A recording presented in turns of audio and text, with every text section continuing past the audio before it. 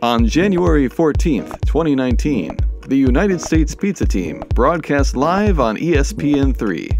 This is how their competitive spirit is creating a national sport. So the lead up to an event like this, broadcasting a sport you've never really put on TV before, what is that like? Well, the key word there is a sport that nobody's seen. First of all, you just got to do this nationally on, the biggest sports network out there. So yay for the US Pizza Team.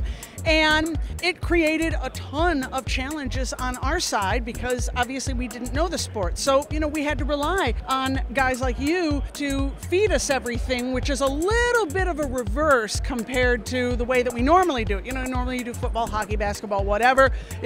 We know it like clockwork. And with this, it took a lot of adjustment, especially at the top of the broadcast, to kind of get an idea of where people were going to go and what they were going to do. Two pizzerias in particular brought in a number of athletes and have a long history with the sport. I have actually been competing since 2007. My first competition was with the United States Pizza Team. So I've always known about these. We've competed in the Pizza Pizzazz and the competitions itself on the other side. And there for a while, the competitions on the tossing side weren't available at the Columbus show. So those are new to come back. So I'm glad the competitions are back in Columbus because it gives me the opportunity to send so many guys. 2017, my general manager, Matt Hickey, who was with us during 2016 at the Expo, he fell in love with the largest stretch. Absolutely fell in love with it. And in 2017, he went to Columbus for the US Pizza Trials, and he was a little rough. It was the first time ever competing, and he was very nervous. And he stretched but didn't do very well. And then when we got to Vegas, he won the world championship. And he practiced every day from the time we left Columbus to the time we got to Vegas in March, and he won. So after that, he really fell in love with the acrobats. I came and got in touch with somebody in person who could teach me tricks, and I just kind of went from there. Some people try it and they give up real quick. You gotta fail. You gotta wanna see where you can improve. Now he's became, in our company, we have a meeting once a month with all our managers. We have 6 meetings a month, but the big one is one meeting where we have everybody there, and he's become pizza athletic trainer of our team. So he's been working with these guys on box folding, fastest pizza maker, and acrobat, and also the largest stretch. So he's been our captain.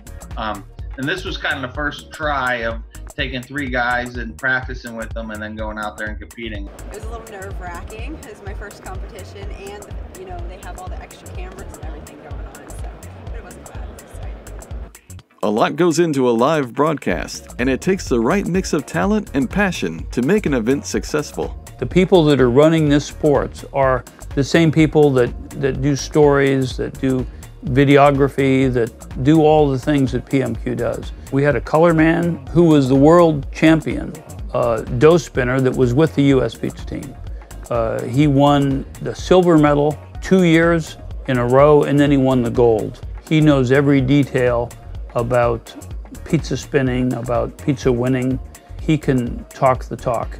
He'll tell you all the inside pizza sports you want to know. Brian is a real pizza guy. He spent years managing a real pizza store for a small chain in Indiana.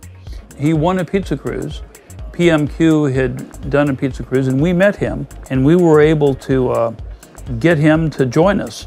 He makes the US Pizza Team stronger because of his connections, and he works with all the team members directly. Hi, I'm Brian Hernandez, and I'm the US Pizza Team Coordinator, the cat wrangler, if you will. I deal with all the members and coordinating of events that we do here in these trade shows and stuff like that. So to get ready for a large show like our acrobatics event, takes a lot of coordinating with the team members and the competitors who sign up. Back and forth on emails, making sure they understand the rules, making sure that they have the correct rules. There was a lot of added pressure to stay on time, which I had to then translate to the competitors. Some people are very nervous, especially with the added pressure of live streaming and cameras on them. Some people can barely perform in front of an audience, but when you add that level goes off the chart. So you just gotta, I don't want to say pick and choose, but just keep an eye on people and see where they're at. it's always fun trying to figure out who we're going to take to these different competitions. We have about 25 managers total. What we try to do is we go to probably 3 shows a year, I guess. So what we try to do is take those 25 guys and divide them into the 3 or 4 trips that we have, and make sure that they all get a chance to go to at least one. Most of the guys that compete for me are my managers, so I can't take everybody out of operation. We kind of go with whoever shows interest at the beginning of like training season, which our training season is normally from October to January for the Pizza Pizzazz and the USPT trials. So if you're interested, you start training. And I think that anytime you're going for a competition, if you can't get under that 40-second marker, you're not really drawn to the competition. Every competition is important, but national exposure is literally a game changer. As a fan who's seen a lot of these in the past, was very impressed with the degree, the quality of people that we had. And I was really proud. I was really proud of the people that showed up and really gave it their all. They did a great job. They all walked away with a super positive feeling and a sense of pride that they competed. And ESPN being there was like icing on the cake, and it was so awesome. And I think everybody really enjoyed it. I think everybody competed very well. I think even outside of my team, this is one of the best years I've seen as far as numbers and sizes and scores go. The acrobatics is always amazing, and so Nate knows that he's up against, especially when we're competing against Scott. Scott's one of my favorite competitors. I love watching him compete acrobatics. And outside of like Justin Wadstein and everybody, we always have those like staple people that you expect to see, and they're going to perform well. And when you see Scott on the lineup, you know that it's stiff.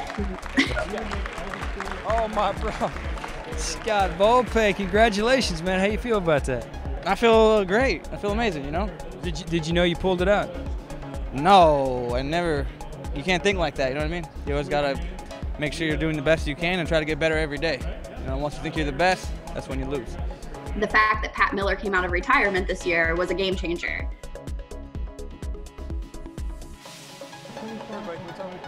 Out of retirement. Look at this, 6 years out of retirement. Look at all this hardware, man. How you feel about that? At least I got 2. Nice job. Where are you going to put your peels at? I'm going to put them right next to my wood-fired oven, do a little cooking on them. Like, nobody was ready for Pat to be back. So we didn't prep for that one, because we always watch videos on the acrobatics and see what kind of things are evolving inside that industry anyways. And then Nate kind of tries to tweak and make it his own. I'm very proud of the way Nate has come along with acrobatics, but he knows that the stage is stiff. So he works really hard all year round to kind of master his routines and his plans and all of that.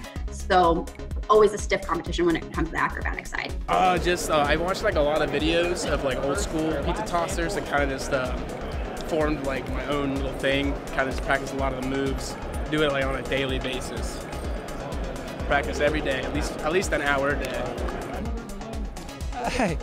Hey, not too bad, man. How you feel about that? I could have done a little better. One more place would have been a little better, but I'll take at least an award. I'll definitely take the award for sure.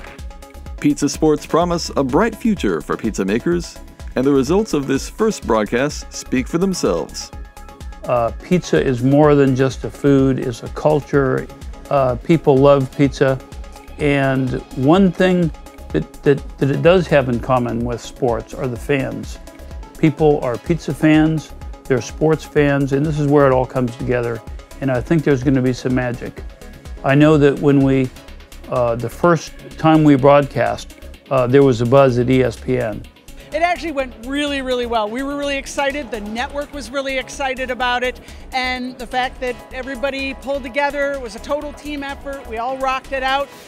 You ended earlier than they thought we were going to end, which is also good. So no dead air, no little, foo-bars along the way. Everything was great. So how much work that goes unseen goes into this? Those guys, they appreciate that we see something in them and that we take them to these competitions.